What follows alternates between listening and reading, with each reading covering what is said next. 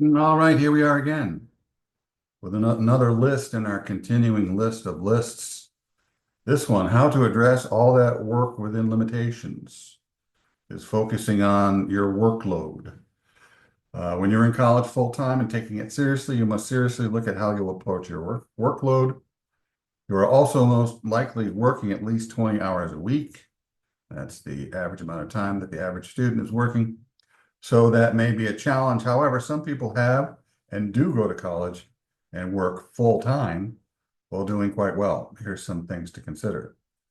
Personally, I was in college teaching, substitute teaching. Uh, well, I was working on my master's. That's a full-time job, 35, 37 hours a week or so. Plus, I was taking 4 courses. I would go to class Monday through Thursday from 4 p.m. until 10 p.m. And then I had Friday evening, Saturday and Sunday to do homework, reading, research, whatever it was that was required of me by those classes. How did I do? I did well. I was able to graduate from, I should say, obtain my BA and MA in 3.5 years. How did I do that? Well, I transferred in a few classes, not a lot, but some. But I also was attending college 4 semesters a year. That would be winter, spring, summer, fall, and taking at least 4 classes. I have a friend who was taking, I think 15 to 17 units, plus working full time. And he was on the dean's list on a regular basis. So let's talk about that. We'll talk about that. We'll talk about dedication. We'll talk about sacrifice. We'll talk about forcing it through. We'll talk about getting stuff done, accomplishing goals with seemingly little time or whatever your limitations may be and overcoming your limitations. So let's get into it. Number one, how committed are you to your college endeavors? First and foremost, you need to be as closely matched to your major as you can be. And we've talked about this before, the Briggs-Myers typology test. Perfect place to start to see how your innate talents, gifts, and abilities match up with your major. Then when you find that you're ready to go, you best find out what courses you're taking, their content, and the time involved, or you'll experience the chaos and confusion that hits way too many students that first year. Good luck. And a lack of preparedness, not knowing what you're getting into, not understanding your major, just grabbing a major because it sounds good, or maybe because your parents work in that field, or maybe because you think it's a good paying field. It's a STEM field, it's a green field, it's a burgeoning, it's a new field, whatever. Not a good enough reason. You really have to go internally, intrinsically. You have to look at your basic core desires, abilities, gifts, talents, leanings, interests, and apply yourself therein, right? Once you know yourself, and that's where the Briggs-Myers typology test comes in handy. Once you know yourself, and then you match yourself to a degreed program. And maybe it's not just a bachelor's, maybe not a bachelor's at all. I don't know. Depending on what you're getting into. You could get maybe a technical degree, which is a 1 or 2 year technical degree. You could maybe learn what you need to learn through apprenticeship.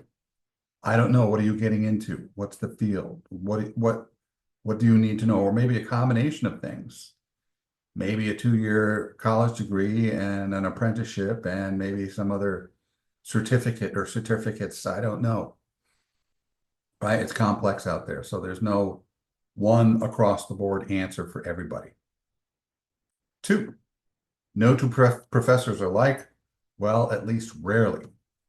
What professors emphasize in their classes, how much work you'll be assigned, and the pace are often individually based. Case in point, one developmental writing class, I had students write 5 papers.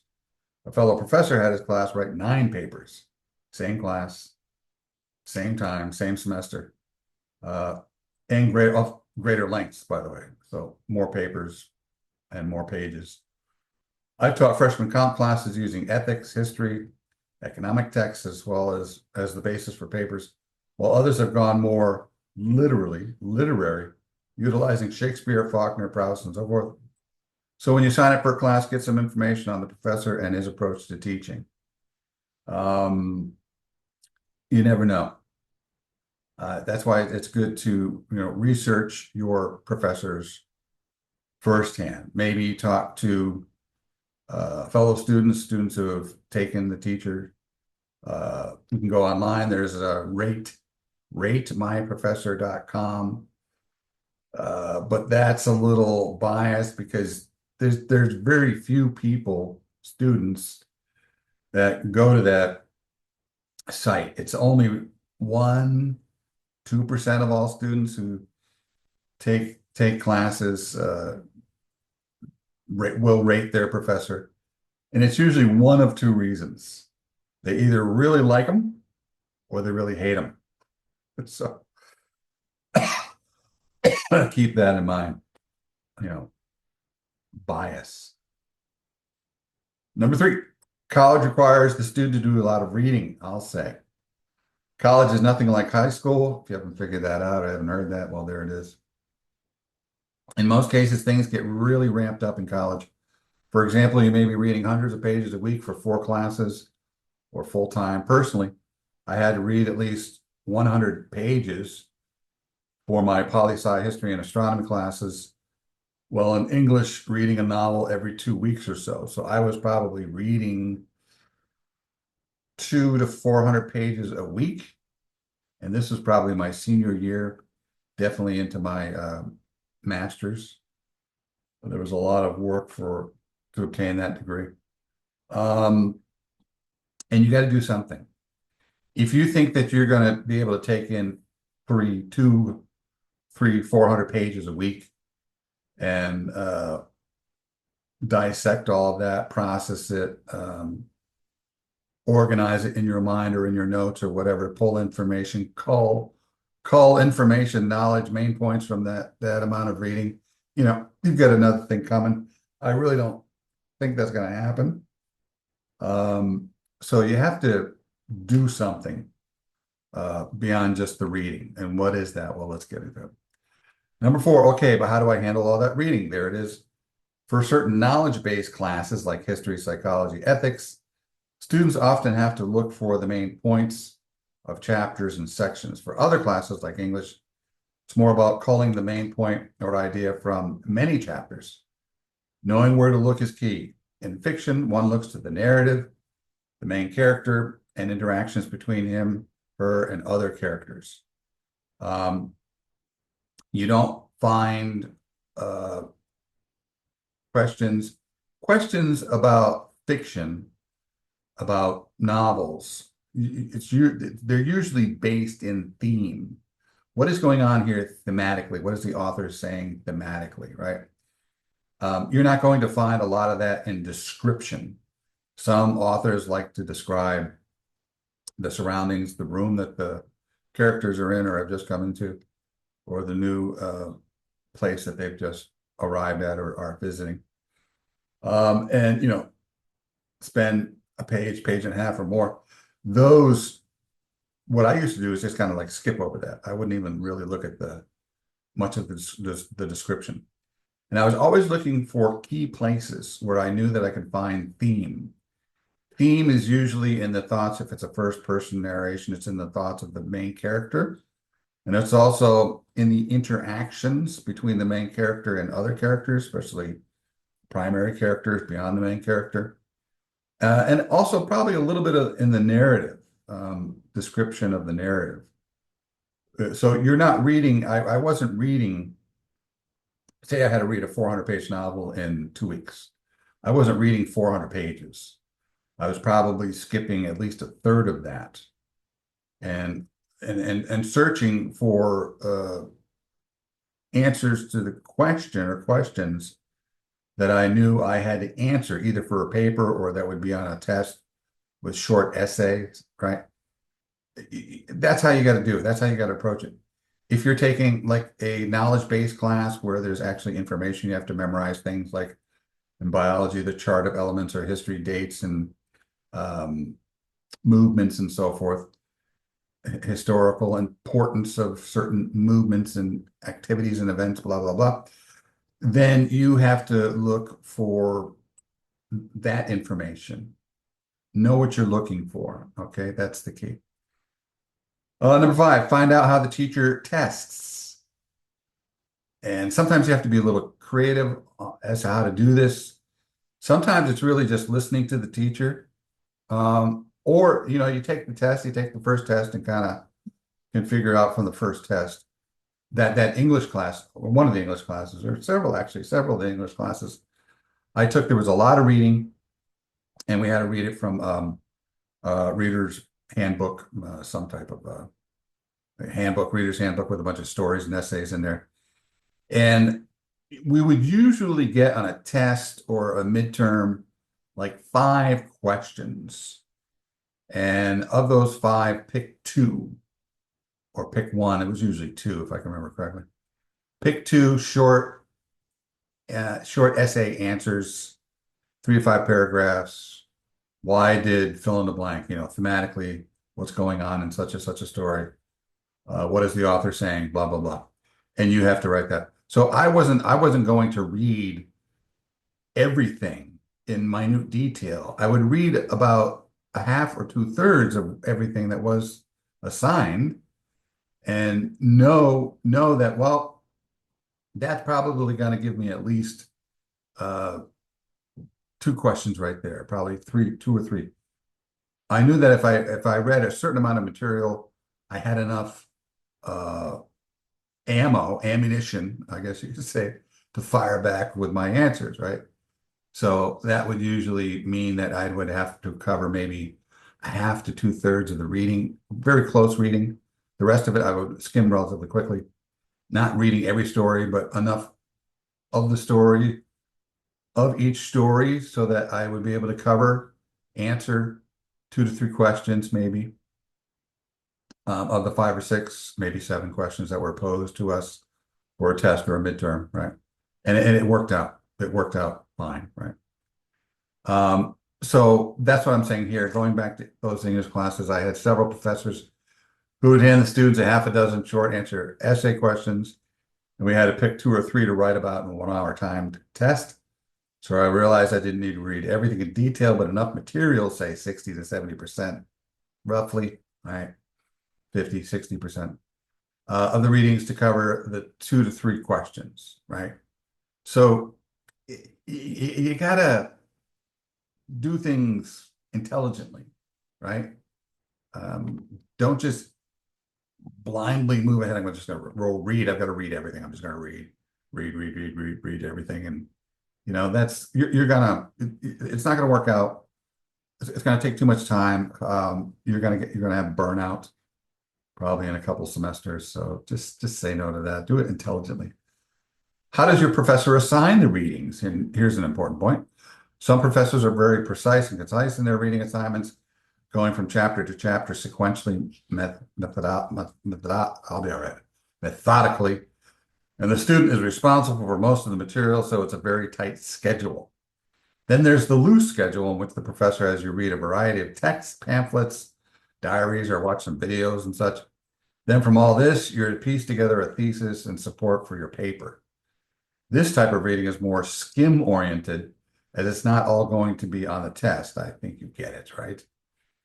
So you really gotta, and for different classes, there's different methodologies for figuring out how to go about testing. I remember I took it was an elective. It was a mythology class. I think it was a Roman Greek mythology class. And I thought, I wouldn't be too much into it, but I found it really interesting because a lot of the terminology from those classes we use in our everyday language. Echo was a nymph who was cursed, I think, by Zeus, maybe, or no, Hera, who was cursed by Hera because the nymphs were always after her husband. And so she cursed them with an echo, so or hermaphrodites, we took a good amount of the terminologies, the symbology from Greek and Roman mythology and use it in our everyday language. So I found a real interesting connection between, that ancient knowledge and contemporary usage. So I found that quite interesting and relevant. So I was really motivated to learn in that class. And I remember the teacher would give us a whole list of terms, just like, three, 2, 3 columns of terms on a paper. I remember I was living in California and I'd fly home once in a while to visit my parents back in Connecticut. And I'd sit on a plane for how long is that flight? I don't know, 4 or 5 hours or whatever it was. And I was just studying those lists all the time.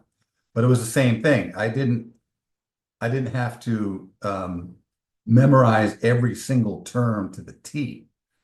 As long as I was getting 60, 70%, a good major chunk, I would have enough ammunition to do well on the test, and it worked out. Right? You gotta work smart. Don't just blindly do an excessive amount of work for no good reason whatsoever, right? Work intelligently. And this translates to how you work in the real world after college. I have to do similar things, or I've had to do similar things in my professions as a computer programmer, when my first life, also as a professor and as a career life coach. Those techniques and talents, not talents, but skills, knowledge, abilities that I learned in college translated to being useful or used in pretty much everyday life, even outside of career. So, make the connections, use your brain, keep thinking about how can I use college, or how is this stuff that I'm learning or what I'm learning going to be applicable not only to my career, but in other ways, other avenues of life and blah, blah, so that I can live better, a more full, interesting, satisfying, healthy, helpful, productive, valuable life, right? That type of thing. Number 7, if you're really committed to this college thing, then set your schedule accordingly. The best thing to do is to get through the college experience as quickly as possible within reason. If you're young, under 40, that usually means you got a good amount of energy. Most people do, 39 and below. Then you probably have the energy to work and go to college full time, all 4 semesters. As I talked about me, that's what I did. This is what I did, and I finished my BA and MA in 3.5 years, right? As I mentioned, I had transferred in some college classes, but not a lot. Here's something to remember. Success isn't so much about what you do as it is what you're willing to sacrifice to do that thing. Meaning, why work 8 years comfortably when you can grind a little and get it done half the time, right? You got to get it done anyway. The time is going to pass anyway. Why do it more slowly? Why do it more leisurely when you can push yourself a little bit, get done, get through the tunnel? Instead of the 6 years, you get it done in 4 or 3 years, and then you're done. You're out and you're free, and you're able to you're free to live your life, I guess you could say, right? Do other things other than just attend school and grind. Something to keep in mind is that growth is your friend. The more you work through your studies, the clearer what your major is all about and how you will be able to use that acquired knowledge to make a lasting, thriving career. Also, as you move from class to class, year to year, you grow, excuse me, and become a better student, better test taker, writer, studier, and so forth, right? Again, you're acquiring knowledge, skills, abilities, attitudes, and so forth, right? You're certainly learning content, the content of the courses or the curriculum that you're involved in, right? But you're also learning work skills, how to manage your time, how to process things, how to get things done, how to think intelligently and do things intelligently, not just mindlessly. You look at things, you analyze things, you induce, you deduce, you infer, you modify your procedures, your methodologies, your approaches, so that you're more efficient, more effective, more quick to the punch, more specific, more knowledgeable, making fewer errors and so forth and so on, right? This should be kept in mind as you're grinding in the early years. By the time I got to grad school, I was shocked at how productive I was and how quickly I worked by comparison to those early years. And that's true. Very true. And I could also see that in my undergrad years, I had a certain amount of intelligence and ability, but it became much more refined as I moved and graduated. And then after I graduated from my master's classes, I was able to see things much more clearly. And I was able to think more effectively, more productively, more precisely, more concisely, more quickly, more accurately, right? So anything that you do and you keep doing, unless you're in a coma, and I don't know how you could keep doing anything if you're in a coma, you're going to be growing, you're going to be learning, you're going to be acquiring skills, knowledge, attitudes, right? You learn how to be more patient. You learn how to spend your time more effectively. You learn how to work more quickly. I taught myself how to work very quickly, very effectively, and precisely and concisely. So my kids and my wife get kind of mad at me. They go, "Geez, it takes me an hour to do that job, and you do it in half the time. How do you do that?" Practice. Practice. Now, by the time you get to your master's, have you really mastered all that work? Interesting enough, continuing on with what I was saying. Yes, if you work hard and consistently enough, by the time you move into your 5th year, you should see a major shift in your learning all things like your major and what you're doing with it become more clear. Even your work takes on a clearer, more informed perspective. It is a beautiful thing to behold. Okay. Excuse me. But it's not just about school looking beyond college. If you're doing it all right over the 4 years of your bachelor's degree, you're acquiring skills, knowledge, and attitudes you never had before. You're able to think, and this is a reiteration of what I was saying, right? Think more logically, critically, accurately, reasonably, and so forth, and all the other things I was saying, and communicate more clearly, as well as precisely and concisely. And that, my friend, is what college is all about. Good luck. All right. So that's it for now. Until next time, until our next list, take care.